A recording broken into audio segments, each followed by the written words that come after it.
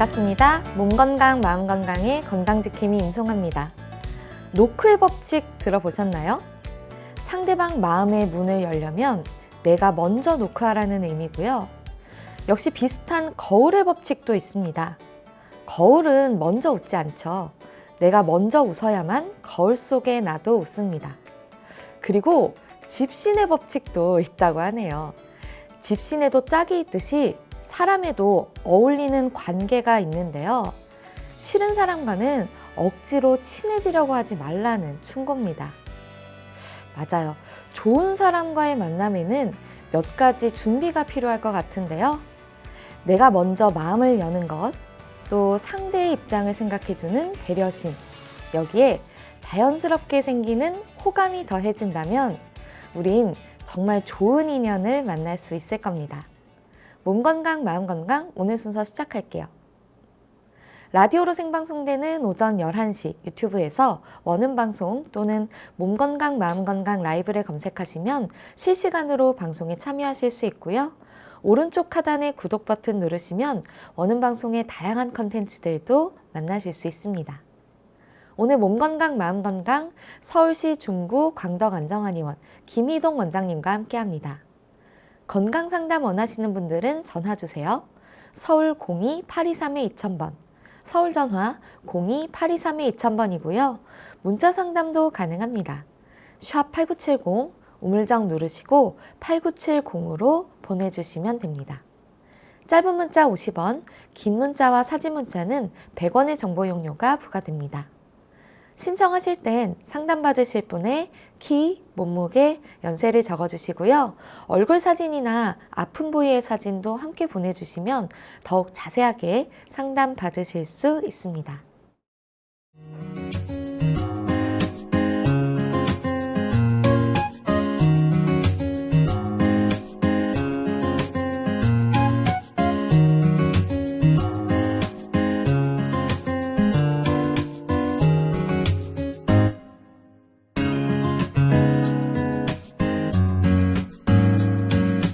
몸 건강, 마음 건강.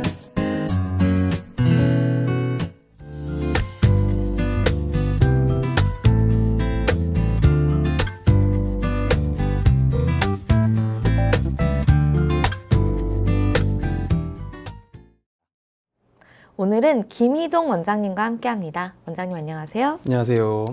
네, 오늘 몸 건강, 마음 건강 또 첫 출연이시니까 네. 간단한 소개 말씀 부탁드립니다. 네, 여러분의 건강을 책임지는 한의사 김희동입니다.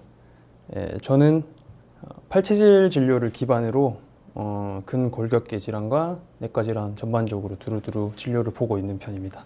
네, 그러면 팔체질 같은 경우에는 어떤 건가요? 보통은 이제 한의학이라고 하면은 네. 체질 진료라고 하면 사상 체질을 가장 네, 먼저 네 가지. 떠올리실 텐데요. 네. 네, 그게 가장 일반적으로 TV에도 많이 나오고 그래서 뭐 되게 궁금해 하시죠. 네. 뭐 저는 저도 무슨 굉장히 일이에요? 궁금해요. 이거 진짜 많이 말씀하시거든요. 네네. 근데 여기서 조금 더 세분화돼서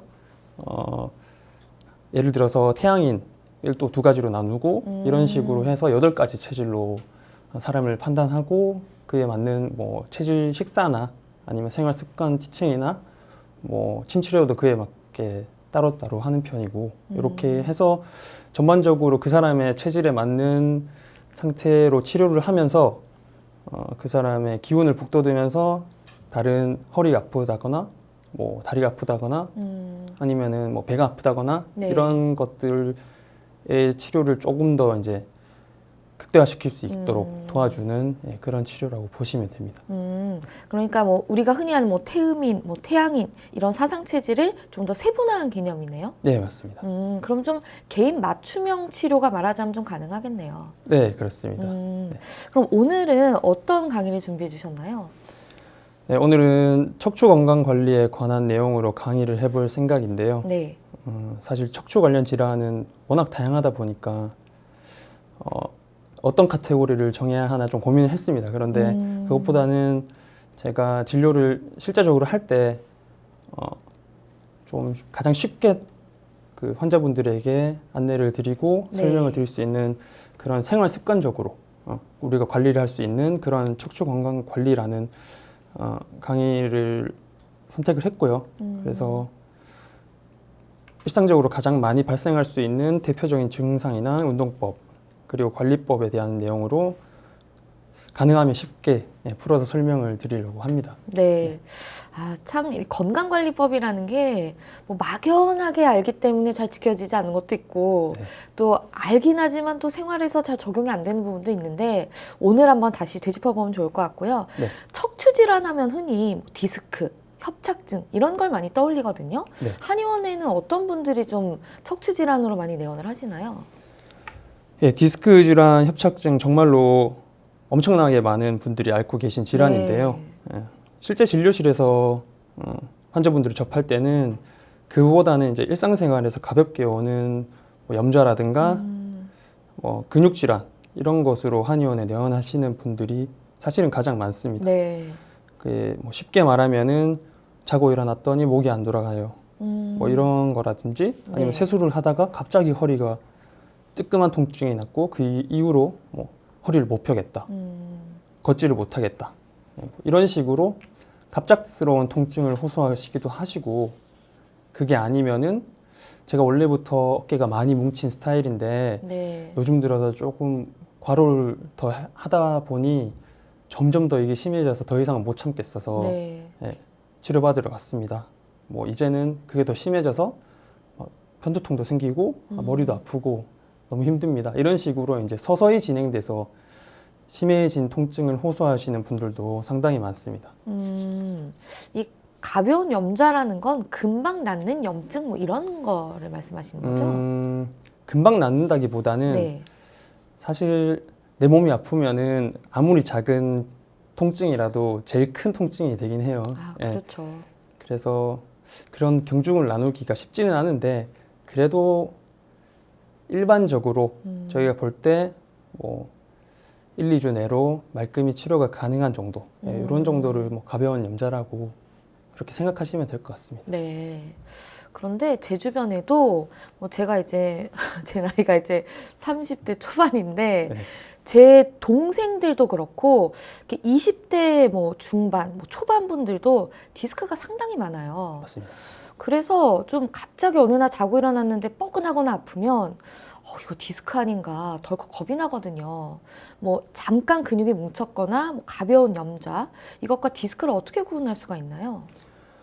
일단은 디스크를 확실하게 알 수 있는 방법은 아무래도 영상 진단을 받는 게 가장 중요하겠죠. 네. 하지만 모든 통증에 영상 진단을 받기는 어렵지 현실적으로. 않겠습니까? 네. 뭐 조금만 아프다고 다음 엑스레이 찍고 MRI 찍고 그렇게 할 수는 없으니까요. 네.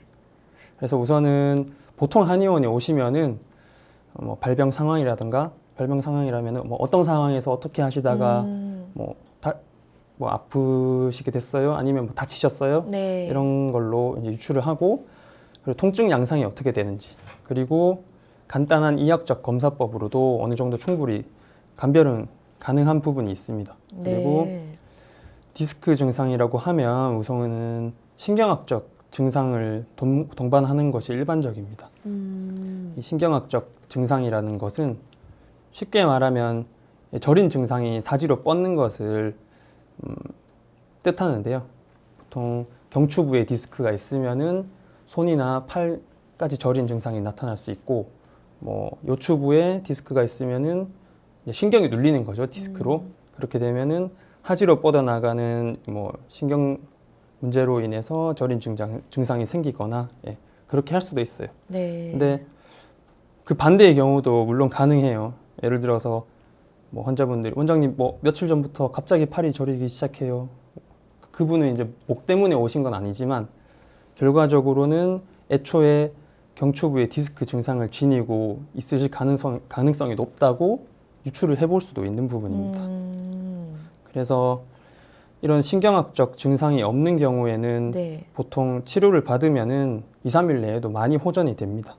물론 완벽히 통증이 100% 소실되는 경우는 정말 회복력이 빠르신 분들은 그렇게 되지만 그래도 일상생활을 하는 데에 있어서 큰 지장이 없게 한 절반 정도로 떨어지는 정도까지는 가능한 부분이 되고 네. 근데 3일 정도 치료를 받아도 통증 경감이 전혀 없다던가 아니면 오히려 통증이 더 심해진다. 심해지고. 그러면은 그때 이제 병원에 가셔서 네. 영상 진단을 받아 보시기를 권장을 합니다. 그리고 또한 외상이나 외력에 의해서 생긴 급성 통증일 경우에는 네. 이게 골절 가능성을 또한 배제할 수 없기 때문에 그런 경우에는 거의 바로 영상 진단을 받으시라고 하는 편입니다. 네. 근데 정말로 디스크 환자분들이 많거든요. 네. 이 발병률이 계속 늘어나고 있나요? 최근에는 아무래도 앉아서 하는 뭐 직업이라든가 이런 것들이 워낙 많기 때문에 앉아서 사무 보시는 분들 많잖아요. 이게 오래 앉아 있으면 사실 허리 건강에 엄청나게 좋지가 않습니다. 목에도 네. 그렇고. 그래서 이게 예전보다 활동량이 아무래도 줄어들다 보니까 디스크 증상이 조금 최근 들어서 젊은 사람들한테도 많이 생기고 네. 늘어나는 편이기는 하죠. 그래서 저도 주변에 좀 허리가 아프다, 뭐 좀 뻐근하다, 뭐 목이 뻐근하다 하는 뭐 그런 분들이 있으면 그래도 진단 받아봐라, 검사 받아봐라 하거든요. 근데 네. 이거 원래 며칠 지나면 없어진다, 며칠 지나면 괜찮아진다 하고 좀 병원 가기를 좀 꺼리시는 분들이 있어요. 네. 이게 괜찮은가요? 일단 그런 분들은 정말 한의원에도 많이 오세요. 이제 네. 대부분 그런 분들은 정말 참고 하다가 원장님 도저히 네. 이거는 안 낫네요. 그러면서 이제 오시고 꼭 참고 참다 가거든요. 네, 그리고 환자분들이 되게 간과하시는 사실이 네. 예를 들어서 뭐 10년 전에도 똑같이 아팠는데 그때 뭐 한 2주 만에 나왔습니다. 근데 네네. 이번엔 왜 이렇게 안 나요? 이렇게 하시면은 제가 말씀드려요. 환자분 그거는 10년 전 환자분의 몸이었었고 10년을 더 쓰셨어요. 그리고 나이가 더 드셨고 회복력이 줄어듭니다. 그래서 빨리 치료를 받으세요. 이렇게 말 그대로 말씀드리는 편이에요. 왕년의 얘기였다. 그렇죠. 예. 그래서 뭐 가만히 두면은 낫는다. 이게 뭐 완전히 틀린 말이라고는 볼 수는 없어요. 네. 뭐 저희가 뭐 감기는 약 먹으면 일주일 만에 낫고 약 안 먹으면은 7일 만에 낫는다라는 우스갯소리도 네네. 있어요. 근데 가벼운 질환이면은 당연히 이제 시간이 지나면 회복이 될 수는 있어요. 왜냐면은 사람의 몸은 뭐 생리적으로 회복력이 당연히 있으니까 네. 자연적으로 낫는 경우도 있습니다. 근데 다만 이제 치료를 받는 것과 그냥 방치하는 것은 이제 회복되는 데까지 걸리는 시간의 차이 때문에 그 차이를 최대한 줄이는 게 아무래도 좋겠죠. 그리고 어쩌면은 가만히 두었을 때는 그 병이 더 심해지는 경우도 왕왕 있습니다. 네. 그래서 이 점 때문에 우리 몸에 어디에서든 이게 뭐 허리든 목이든 오늘은 뭐 제가 척추 질환에 대해서 말씀을 드리지만 뭐 손가락이 아파도 바로 병원을 가셔가지고 아니면 한의원 가셔가지고 치료를 받으시는 게 매우 중요합니다. 특히나 그리고 목, 허리 쪽에 오는 통증은 사람이 앉기도 힘들고 서 있기도 힘들고 일도 못하고 운전하기도 힘들고 맞아요. 삶의 질이 아주 떨어져요. 네. 거의 누워서밖에 있을 수가 없어요. 정말 아프기 시작하면은. 그래서 이제 어찌 뭐 돈보다 시간이 중요하다고 하잖아요. 네. 그래서 우리 또 시간을 아끼기 위해서는 가벼운 질환이라도 쉽게 생각하지 마시고 반드시 치료를 받으러 가시길 바랍니다. 그리고 진료를 받게 되시면은 장점이 1차적으로는 당연히 이제 해당 부위에 대한 치료가 들어가겠죠. 네. 그리고 2차적으로는 향후 생활 습관이나 자세, 뭐 운동법 이런 것들을 이제 몰랐던 정보들을 알게 되는 장점이 또 있습니다. 그래서 네. 뭐 저도 환자분들에게 이제 말씀드리는 부분에 있어서는 생각보다 엄청나게 사소한 일상적인 생활들이 많아요. 근데 그런 것들을 이제 실천하기도 사실 쉽지는 않은데 이런 것도 그게 도움이 돼요? 라고 하시는 분들이 되게 많거든요. 그만큼 뭐 일상생활에서의 우리의 뭐 생활 습관이 너무나 중요합니다. 그래서 네. 그리고 이제 우리 몸은 어떻게 보면 이제 기계와도 저는 그렇게 많이 비유를 하는데 자동차도 오래 쓰면은 뭐 잔고장도 많이 생기고 그렇죠. 뭐 움직이는 것도 아무래도 제가 요즘 그런 걸 좀 느껴요. 덜 나가잖아요. 잔고장이 좀 난다. 네. 근데 이제 기계는 네. 어디가 고장 나면은 새 부품 똑같이 사가지고 갈아서 끼우면 돼요. 근데 사람 몸은 그럴 수가 없죠. 새 부품으로 갈 수가 없어요. 네. 그래서 태어나서 죽을 때까지 이제 계속해서 하나로 써야 되는 건데 소모품이죠. 그래서 항상 안 좋은 쪽으로 갈 수밖에 없습니다. 시간이 지나면 지날수록. 네. 그래서 끊임없이 관리하고 잘 챙겨줘야지 조금이라도 더 건강한 삶을 더 오래 사실 수 있는 거예요. 그래서 자동차도 막 다루다 보면은 5년 만에 폐차시키는 경우도 네. 생기고, 근데 이제 잘 관리하시는 분들은 막 20년, 30년 동안도 잘 타시는 분들이 있잖아요. 네. 그래서 늘 그런 거를 좀 생각을 하시는 게 좋습니다. 원장님 말씀이 굉장히 공감이 가득해. 사실 뭐 한의원이나 뭐 병원을 가는 게 시간이 좀 모자라기도 하고 괜히 좀 시간 아까운 거 아닌가 싶어서 안 가게 되는 경우들이 있거든요. 네, 근데 오히려 이런 게 우리의 시간을 더 어떻게 보면 잡아먹는 일일 수 있다. 맞습니다. 이걸 좀 기억해둬야 될 것 같고요. 또 직접적으로 치료를 받는 것도 물론 도움이 되겠지만 생활 습관 중에 잘못 알았던 것 그리고 몰랐던 것들도 알게 된다 말씀을 해주셨는데, 그럼 우리가 일상생활에서 좀 지키면 좋을 만한 생활 습관 같은 건 어떤 것들이 있을까요? 네, 일단은 급성으로 생겼든 만성으로 생겼든 이제 통증이 생긴다는 것은 사실은 이게 하루아침에 생긴 고장이 아니에요. 네. 그러니까 뭐 저는 서서히 계속 뭐 어깨 뻐근한 뭉침이 계속 있었고 그게 더 심해졌어요. 이런 분들의 반면에 이제 괜찮다가 갑자기 이제 요즘 들어서 자꾸 여기가 뻐근하고 잘 못 움직이겠다. 이런 분들은 사실은 갑작스럽게 생긴 통증이지만 서서히 진행된 병이라고 보시면 돼요. 네. 그래서 오랜 시간 동안 서서히 이제 안 좋아지다가 어떤 촉발점이 딱 생긴다던가 아니면 어떤 이벤트가 생기거나 그래서 통증이 쌓이는 임계점이 어느 순간 탁 터져버리면은 그때부터 이제 통증이 발현되기 시작하는 거예요. 그래서 물이 99도에서는 끓지 않다가 네. 100도 되면 확 끓는 것처럼, 네. 그래서 이런 경우는 한두 번 치료받는다고 뭐 근본적으로 싹 낫진 않아요. 그래서 좀 오래 치료를 하셔야 되고, 근데 네. 통증 경감은 반드시 생기긴 합니다. 아. 그래서 저도 환자분들에게 침 치료도 하고 뭐 봉침 약침 치료도 하고 뭐 부항 치료도 하고 추나 치료도 뭐 제가 해드릴 수 있는 건 다 해드리면서 치료가 끝나면은 뭐 대부분의 많은 환자분들은 훨씬 낫네요. 많이 좋아졌어요. 이래도 금방 낫겠네요. 이렇게 말씀을 하세요. 근데 네. 금방 나을지 안 나을지는 사실 몰라요. 몸은 자기가 낫는 거예요. 이제 한의사나 뭐 의사들이 그거를 이제 도움을 주는 거지 직접적으로 저희가 그거를 치료하는 건 아니죠. 그러니까 내 몸은 내가 나서야 되는 건데, 그래서 이 정도 추세면 3일 내면 뭐 없어지겠는데요? 이러시는 분들은 사실은 통증이 없어지는 단계와 네. 완치의 개념은 또 다릅니다. 아. 그래서 보통은 저희가 뭐 운동선수들 보면 운동선수들 자주 다치잖아요. 네. 그러니까 발목이 가볍게 삐면은 발목 염자로 보통은 2주 진단을 내립니다. 그런 정도는 가볍게 인대가 늘어난 정도는. 네. 근데 운동선수들은 뭐 4주 결장 이런 식으로 가요. 그러니까 통증이 그전에는 다 줄어들었어도 이게 완전히 회복되기까지는 약간의 시간이 더 걸린다는 거예요. 맞아요. 그 뭐 전치 몇 주, 뭐 네네네. 몇 주 동안은 주의하셔라. 이렇게 진단을 내려주시는 것보다 사실은 좀 일찍 낫는다고 느끼는 그렇죠. 경우들이 훨씬 많았거든요. 그게 누구나 당연히 인지상정으로 느끼는 바람이긴 한데, 네. 그래서 그런 분들도 제가 치료가 끝나고 나가실 때는 뭐 환자분 이제 한의원에 와서 치료받는 시간은 뭐 1시간 정도 이렇게 돼요. 뭐 네. 길면 1시간 반. 근데 나머지 23시간은 이제 혼자서 스스로 노력하면서 관리하면서 그렇게 지내셔야 됩니다. 그러니까 치료받고 좋아졌다고 평소에 하던 대로 똑같이 이제 생활하다 보면은 계속 아프게 되고 네. 정기적으로 한의원에 치료받으러 오셔야 돼요. 아. 그러니까 평소에도 노력 많이 하세요. 제가 이렇게 말씀을 드리는 편이에요. 네. 네. 구체적인 생활 습관 또 건강 관리법은 어떤 게 있을까요?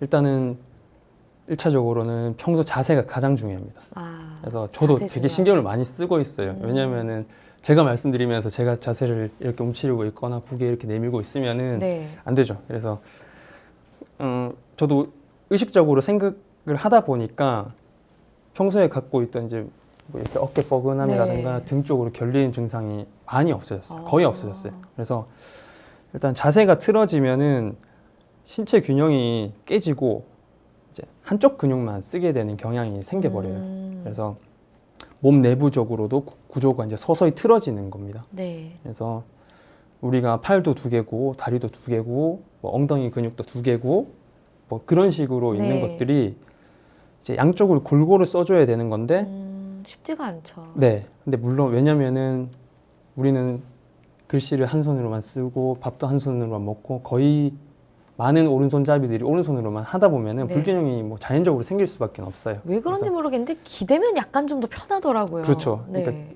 일시적으로 내 몸이 편하다고 느껴지는 건데 장기적으로 봤을 때는 내 몸에는 악영향을 주는 거예요. 네. 그래서 그러니까 좌우 완벽한 양손잡이, 양발잡이가 없기 때문에 이게 불균형이 생길 수밖에 없어요. 그러니까 좌우가 완벽한 사람은 사실 존재하기 힘들다고 보시면 됩니다. 근데 이제 문제는 뭐냐면은 그 틀어진 그 불균형의 차이의 정도가 얼마나 심하냐의 차이예요. 그러니까 누구는 나도 똑같이 틀어졌는데 넌 별로 안 아픈데 너는 왜 그렇게 아파? 그러면은 보통 그런 분들은 더 심하게 틀어져 있는 경우가 많아요. 그래서 앉아 있을 때도 이렇게 아까 말씀하셨던 것처럼 한쪽으로 이렇게 기대서 이렇게 네. 든다든가 서 있을 때 짝다리를 짚는다든가 짝다리를 짚으면은 우리도 이제 이런 것들이 한쪽 근육에만 무리를 엄청나게 주는 네. 요인이 되고 또 짝다리 짚으면은 골반이 한쪽이 또 올라가게 됩니다. 이렇게 되면은 뭐 전체적으로 계속 악순환만 반복하게 되는 거예요. 그래서 뭐 그런 것도 신경을 늘 쓰셔야 되고 네. 이게 우리가 좌우 밸런스에 대해서는 얘기를 많이 하는데 우리 몸의 앞, 뒤 밸런스에 대해서는 사람들이 생각을 잘 못하세요. 네. 그래서 어떤 거죠? 예를 들어서 우리가 인체 전면에 있는 뭐 복근이라든가 흉근은 가장 큰 근육들 중에 하나인데 이쪽 근육들이 많이 이제 발달이 되면은 이쪽 근육들은 몸을 이렇게 앞으로 네. 네. 미는데 사용하는 네, 네. 근육인데 그러면은 이제 라디오 듣고 계신 분들은 사실 보시기가 힘들 텐데 이런 자세가 되면은 뒤쪽 근육들은 다 이게 약간 늘어나고 앞으로 쏠린 듯한, 예, 약화가 되게 됩니다. 움츠린 듯한. 예. 네. 그래서 어깨가 이제 둥그렇게 말리게 되고 고개는 네. 이렇게 앞으로 나가고 이제 거북목이 되고 그렇게 되면은 그러면 이런데 승모근 같은 데도 엄청나게 많이 무리가 가요. 네. 그래서 지금 이제 뭐 예를 들어 컴퓨터 사무 보시면서 방송 듣고 계신 분들은 19분 다 이런 자세로 계신다고 네. 보시면 됩니다.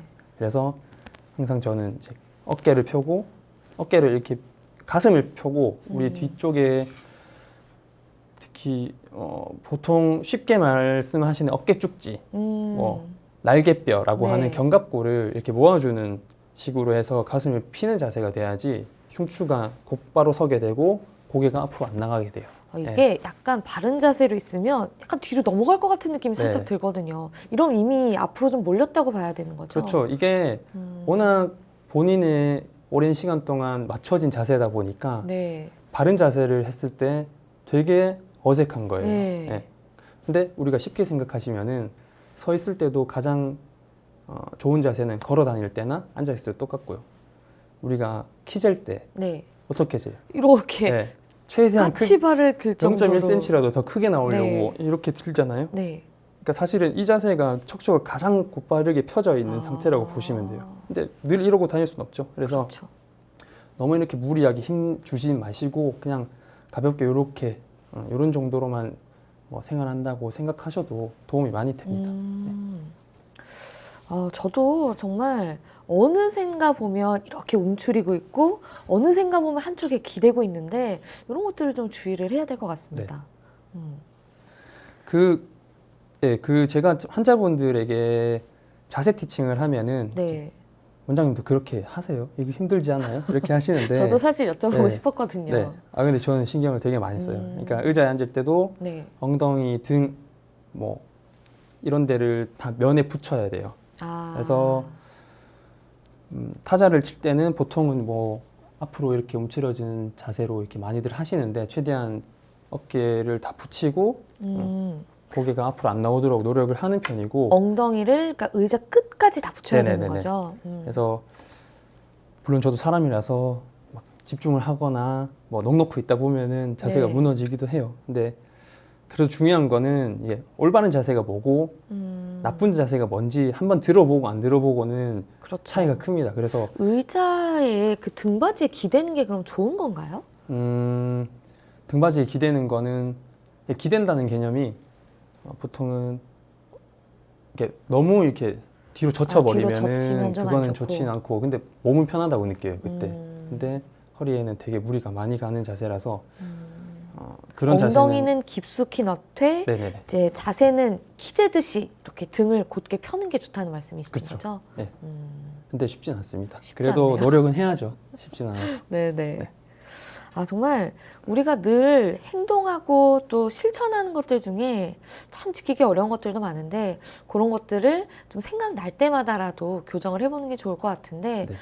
서 있기도 많이 서 있고 앉아 있기도 정말 많이 앉아 있거든요. 근데 둘 중에 한 자세만 해라 혹은 뭐 둘 중에 한 자세만 피해라 하면 어떤 쪽이 조금 더 안 좋을까요? 예, 뭐 둘 다 뭐 좋진 않은 네. 자세들인데 굳이 하나를 고르라고 하면은 오래 앉아 있는 편이 확실히 훨씬 더 안 좋습니다. 아, 네. 서 있는 게 더 좋은가요? 더 좋다기보다는 더 덜 낫다. 안 좋죠. 아. 네. 그래서 서 있는 경우에는 우리 몸의 상체 무게가 이제 워낙 무겁잖아요. 여기 내부 장기들도 많이 들어있고. 네. 근데 그거를 허리와 다리가 같이 분담을 해서 이제 하중을 지탱을 하는데 앉아 있는 경우는 그 하중이 오롯이 아래 허리에만 집중이 되게 돼 있어요. 네. 그래서 한 자세로 오래 앉아 있지 말고 이럴 때는 뭐 저도 사무 보시는 분들은 뭐 네.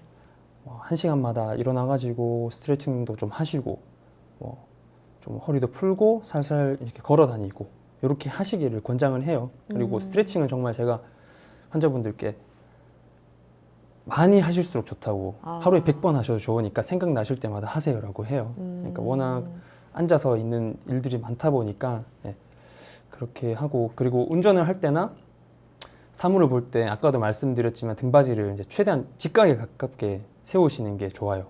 근데 아무래도 너무 직각이면은 이게 자세가 너무 경직되고 좀 불편감이 생기긴 마련이라서 네. 그래서 약간은 눕히시되 한 100도에서 아무리 많이 기울여도 110도 이상은 넘기게 하지 마시라고 안내를 하는 편이에요. 아, 이게 너무 이렇게 눕혀도 안 좋은가 보네요. 네, 실제로 아래 허리에 훨씬 더 많은 하중이 갑니다. 그리고 그렇게 되면은 이게 실제로 만약에 그 자세로 한 3-4시간 있어 보시면은 네. 허리가 엄청나게 뻐근해지실 거예요. 네, 잠깐은 편해요. 근데 그래서 엉덩이랑 허리 사이에 아까도 말씀드렸듯이 이제 의자 뒤쪽에 이제 빈 공간이 떠버리게 되면은 그 사이로 받고 있는 허리의 하중은 계속 받는데 밑에 공간 없다 보니까 계속 이제 요추궁이라고 해요. 네. 우리 아래 허리는 인체 앞쪽으로 이렇게 살짝 C자 형태로 들어가는 게 원래 정상적인 커브인데 그게 이제 뒤로 후퇴를 하게 되면은 요추 전만, 그러니까 앞으로 휜다, 앞으로 휘어 있는 요추 전만의 소실이라고 해요. 그러면 일자 허리가 돼요. 그러니까 일자 허리가 되면은 골반이 아래로 처지고 엉덩이도 처져요. 보기도 안 좋아요. 그리고 우리 상체 무게를 이제 수직 하중을 받다 보니까 네. 그 무리하면 더 심화되는 거죠. 그래서 막 그렇게 집에서 소파에서 TV 보는 자세, TV 보고 이렇게 있는 자세, 그런 자세들이 가장 안 좋다고 보시면 돼요. 잠을 잘 때 있잖아요. 네. 어쨌든 그러면 뭐 허리가 하중을 받는다든지 그렇지 않으니까 네. 잠자는 자세는 좀 괜찮을 것 같은데 네. 이 자는 자세도 어떻게 자냐에 따라 좀 건강이 달라지나요? 네, 그렇습니다. 이게 물론 서 있는 거랑 앉아 있는 것 이거보다는 훨씬 적은 부담이 가긴 해요. 허리는 네. 사실은 힘을 자는 동안에는 우리가 거의 힘을 주고 있지 않기 때문에 네. 가장 이제 허리가 가장 많이 쉴 수 있는 상태이긴 한데 이제 잠을 자는 자세가 중요한 게 허리뿐만 아니라 목에도 많은 영향을 미쳐요. 그래서 보통은 환자분들이 되게 그런 말씀을 많이 하세요.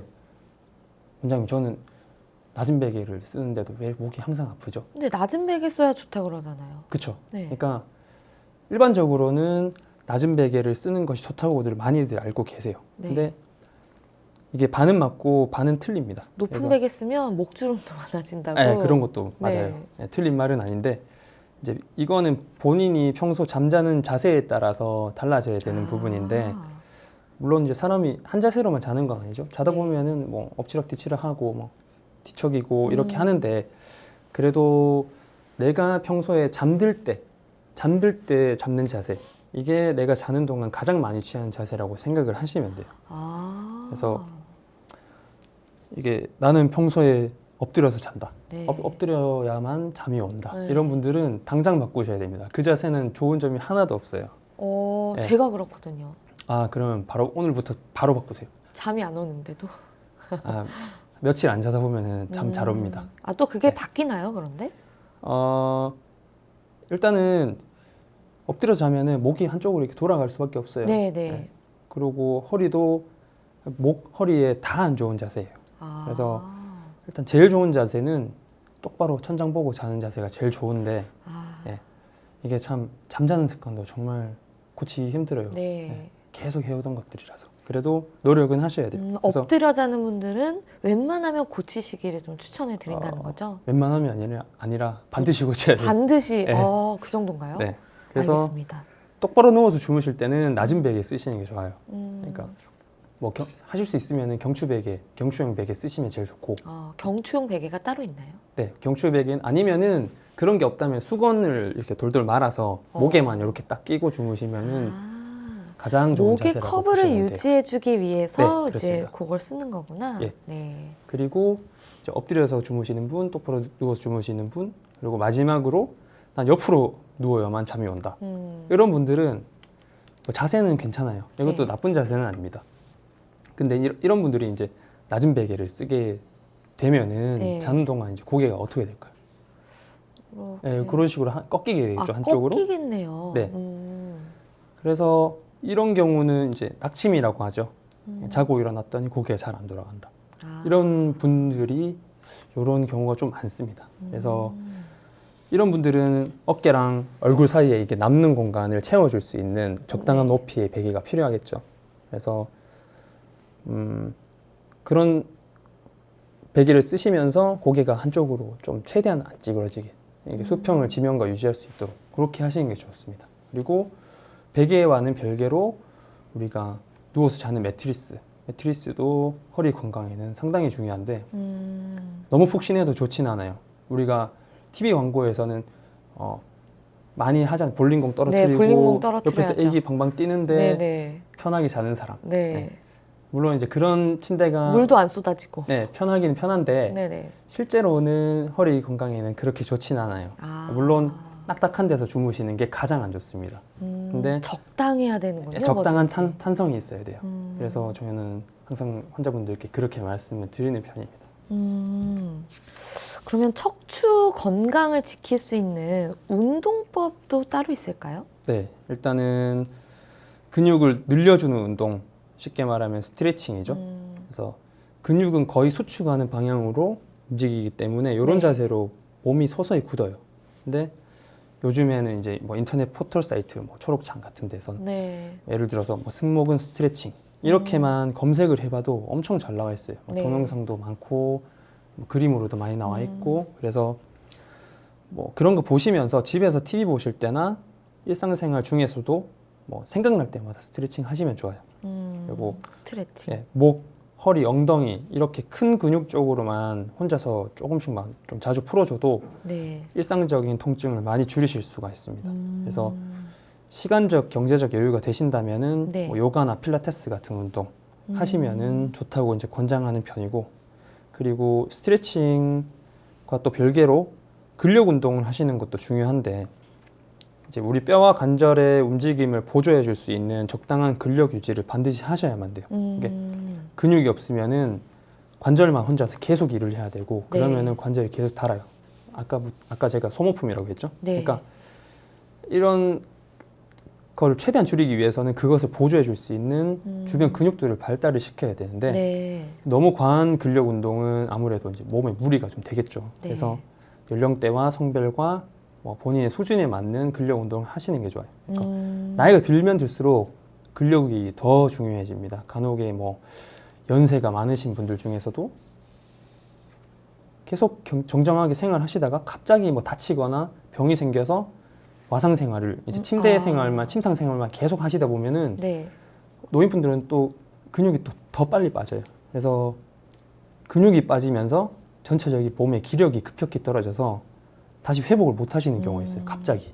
그래서 연세 드신 분들도 적당한 근력 운동을 반드시 하셔야 됩니다. 네.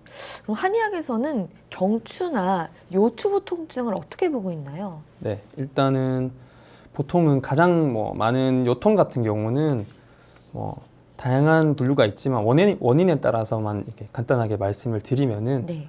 이제 외부 인자, 밖에서 오는 것들에 네. 의한 풍습형, 한습형, 습열형 이런 정도가 있고 네. 내부적인 요인에 의한 신음어형 그리고 그 내부도 외부도 아닌 둘 다 아닌 어열형으로 구분을 할 수 있습니다. 그래서 외부적인 요인은 차가운 땅에서 오래 앉아 있거나 아니면 막 비를 많이 맞거나 네.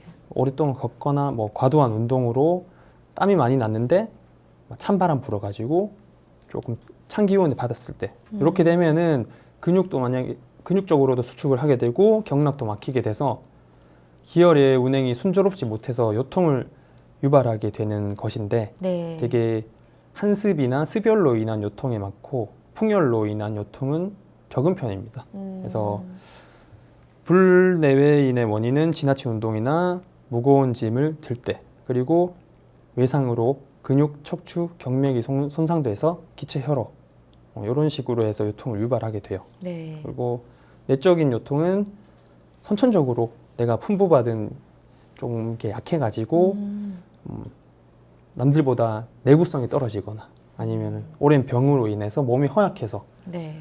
노쇠하거나 성생활이 과도해서 신정이 떨어져서 경맥이 영양을 공급받지 못할 때도 생깁니다. 네. 그래서 한의학에서는 특히나 이 허리 건강이 신장이랑 많이 연관되어 있다고 보고 신장의 기능을 향상시킬 수 있는 치료가 비교적 많이 병행되는 편입니다. 그래서 경추부 통증도 요추부랑 비슷한데 한의학에서는 이 목 관련 통증 질환을 한강, 경추통, 항통, 낙침, 그리고 두통도 비슷한 범주에 넣기도 하고요. 그래서 목 관련 질환은 소장이나 방광의 기운을 향상시키는 치료를 병행하기도 합니다. 네. 치료 방법은 어떻게 되나요? 가장 대표적으로는 침 치료가 있겠죠. 네. 그래서 먼저 통증이 나타나는 부위에 직접적으로 치료를 하여 근육을 풀어주고 회복을 돕기도 하고요. 그 다음으로 해당 부위에 관련된 경락의 혈자리들에도 자침을 해서 기혈 순환을 원활히 하도록 돕기도 합니다. 그래서 가끔은 이런 해당 경락에 관한 치료를 할 때 네. 환자분들이 목이 아픈데 왜 아무 상관없는 데다가 침을 넣습니까? 이렇게 조금 의심스럽게 보시는 분들도 있어요. 근데 이런 경우가 이제 해당 경락에 대한 치료고 그렇다고 보시면 됩니다.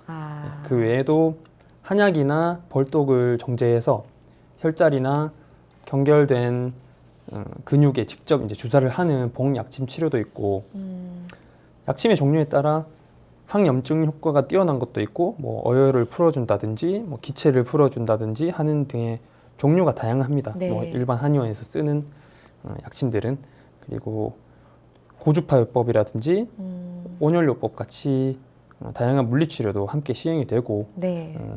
부항치료도 해서 이제 어혈을 풀어주는 치료도 받으실 수가 있습니다. 그리고 요즘 이제 많이 유명해진 추나요법이 있는데 네. 이제 몸의 구조적인 변화를 바로잡아 주어서 통증 완화에 큰 도움을 줄 수가 있습니다. 그래서 추나요법은 정골요법.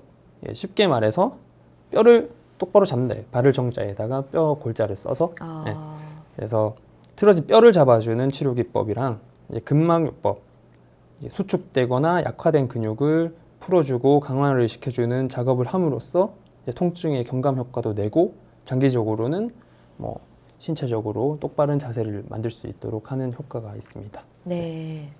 오늘은 한의학으로 치료하는 척추 건강관리법에 대한 강의였는데요. 원장님 좋은 말씀 감사합니다. 감사합니다. 미니 강의 오늘은 김희동 원장님께서 척추 건강관리에 대해 자세히 말씀해 주셨습니다.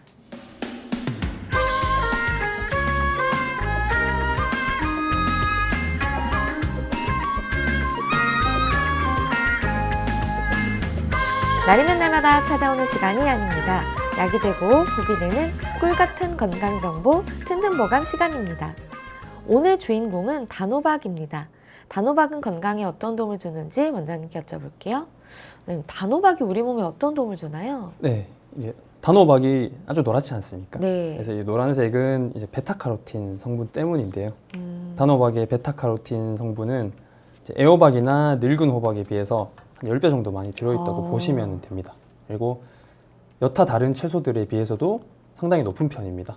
그래서 베타카로틴은 항산화 물질인 카로티노이드의 일종으로 세포 손상을 방지하고 여러 암의 발병을 억제하고 그리고 심장 질환 같은 심혈관 질환의 위험 인자의 영향을 감소시키는 효과가 있습니다. 네. 그리고 베타카로틴은 우리 몸에서 비타민 A로 전환돼서 정상적인 면역 기능을 유지하고 눈 건강에 또 좋게 이제 기여를 해주는 부분이 있습니다. 네. 그래서 그뿐 아니라 단호박은 항산화 작용을 하는 또 다른 영양소인 비타민 C 그리고 비타민 E도 풍부해서 그야말로 항산화 물질의 보고라고 할 수 있습니다. 그리고 코발트 성분이 풍부해서 당뇨를 앓고 계신 분들 또는 뭐 당뇨는 아직 전인데 예방하고 싶다 그러면은 많이 드시면 좋습니다. 네. 단호박이 다이어트 식품이나 아니면 붓기 뺄 때 많이 쓰이거든요. 네네. 근데 실제 효과가 있나요? 네, 일단 단호박에는 칼륨이랑 식이섬유가 풍부하게 있습니다. 두 성분 모두 다이어트에 도움이 돼요. 네. 그래서 이제 단호박의 칼륨 성분은 체내에 쌓여 있는 노폐물과 염증을 외부로 배출시켜주는 작용을 하는데 그게 조금 아무래도 부종 증상의 개선에 도움이 되겠죠. 네. 그리고 다이어트 시에는 이제 변비가 오기 쉬운데 네. 단호박에는 식이섬유가 풍부해서 변비 예방에도 도움이 좀 됩니다. 네. 그래서 보통 식이섬유가 풍부하다고 하면은 일반적으로 좀 질기고 딱딱한 뭐 이런 채소류들을 네. 생각하게 되는데 이제 단호박은 식감이 부드러워서 뭐 이가 좋지 않으신 분들, 연세가 많으신 분들, 아기들 누구나 먹어도 부담스럽지는 않습니다. 근데 단호박은 다만 이제 소화 시간이 좀 오래 걸리는 편이 있어서 다이어트에 도움은 되지만 소화 기능이 약한 사람이나 뭐 평소에 가스가 잘 찬다 이런 분들 아니면 만성적으로 내가 위장 장애가 좀 있다 이런 분들은 많이 드시는 거는 좋지 않겠죠. 뭐든 사실 또 많이 드시는 게 좋은 건 잘 없습니다. 네. 알겠습니다. 원장님 좋은 정보 감사합니다. 네, 감사합니다. 든든보감 오늘은 단호박에 대해 전해드렸습니다.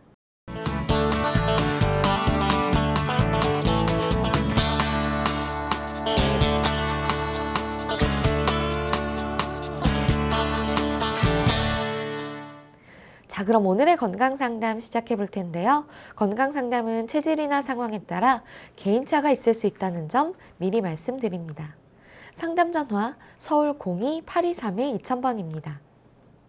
몸건강 마음건강은 TV와 라디오를 통해 방송됩니다. 원음방송TV는 스카이라이프 채널 187번, KT올레TV 239번, SKBTV 309번, LGU+플러스 278번, 딜라이브 239번, CJ헬로 238번, 현대HCN 549번, 제주 KCTV 375번, 금강방송 796번입니다. 라디오는 서울 경기 FM 89.7, 부산 경남 104.9, 대구 경북 98.3, 광주 전남 107.9, 전북 충남 지역은 97.9MHz로 청취하실 수 있고요. 원음방송은 스마트폰으로도 만나실 수 있는데요.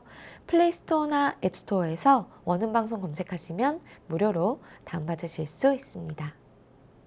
오늘은 김희동 원장님께서 친절한 상담해드립니다. 자, 그럼 첫 번째 전화 받아보겠습니다. 여보세요? 예, 여보세요. 네. 안녕하십니까? 네, 반갑습니다. 본인 상담이신가요? 예, 본인입니다. 네. 키, 몸무게, 그리고 연세가 어떻게 되십니까? 예, 키는 177이고요. 네. 몸무게는 178, 네. 나이는 54년생, 67세입니다. 아, 네. 지금 제 옆에 김희동 원장님 계십니다. 편하게 상담 받아보세요.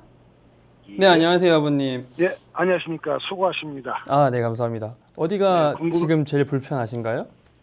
아, 예, 불편한 점은 그 신장 기능이 약해졌다고 해서 상당히 궁금하고요. 네, 신장 기능이 한 40% 정도가 기능이 떨어졌답니다. 네네네. 혈액 검사에서. 네, 그리고 불편한 점은 그 일을 좀 피곤하게 하고 잠을 자면 네. 입이 목부터 혀까지 다 그냥 말라요. 바짝 마릅니다. 그러면은 신장 기능이 떨어져 이게 신장 혈액 검사는 뭐 최근에 뭐 불편하신 점이 있어서 병원을 가신 거였나요? 아니요, 그냥 정기적으로 제가 아. 혈압약을 먹고 있는 지가 한 10년 정도가 됐는데요. 네. 혈액 검사를 한번 해보자고 해서 올 초에 네. 했을 때는 뭐 신장 기능하고 당 뇌하고 조금 약간 좀 안 좋다고 그래서 네네네. 한 4개월 지난 뒤에 지난달에 한번 했더니 네. 신장 기능이 한 40%가 나빠졌다고 그렇게 말씀을 하시더라고요. 그래서 상당히 그러면은 예. 뭐 이전에 뭐 수술을 하셨거나 아니면 과거에 뭐 크게 안 좋으셨던 앓으셨던 그런 병들이 있으신가요? 네, 수술을 했거나 아르셋 정도 없고 건강에 잘 살아왔습니다. 아. 근데 제가 하는 일이 네.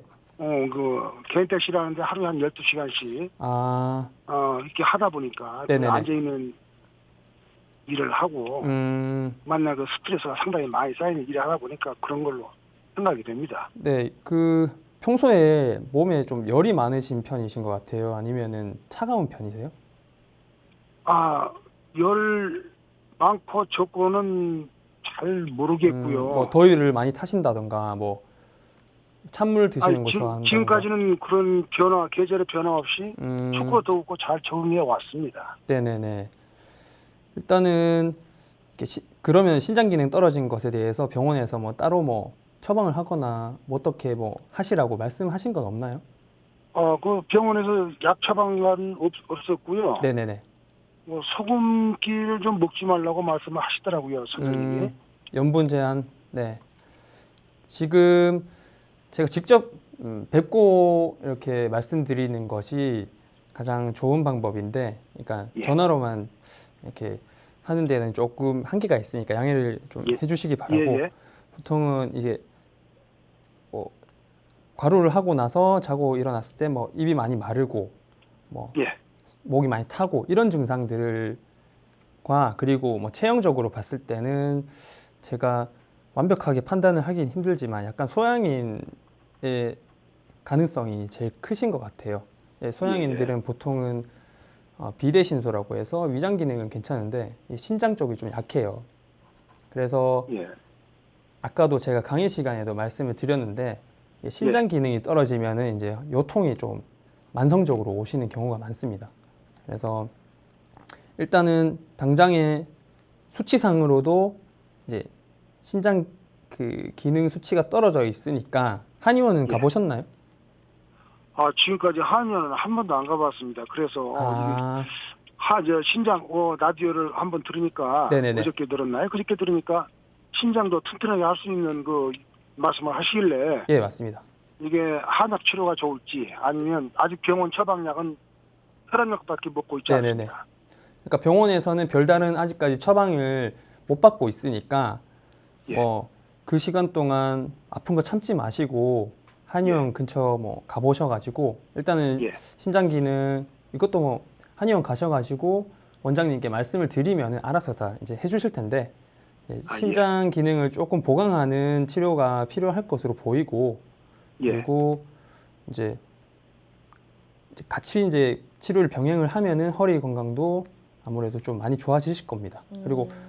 그리고 일단 직업적으로 일단 워낙 오래 앉아서 계시는 직업이다 보니까 이게 허리 건강에 좋기가 사실 힘들어요. 그래서 그래도 더 안 나빠지도록 최대한 많이 노력을 하셔야 됩니다. 이거 나중에 70대, 80대 되시면은 엄청나게 힘들어지실 거예요. 그래서 한의원 안 가보셔가지고 아직은 생소하시겠지만 이제 직접 내원을 하셔가지고 치료를 받는 것을 제가 권장을 드립니다. 네. 가까운 시내에 한의원 한번 찾아보겠습니다. 네, 전화 주셔서 감사합니다.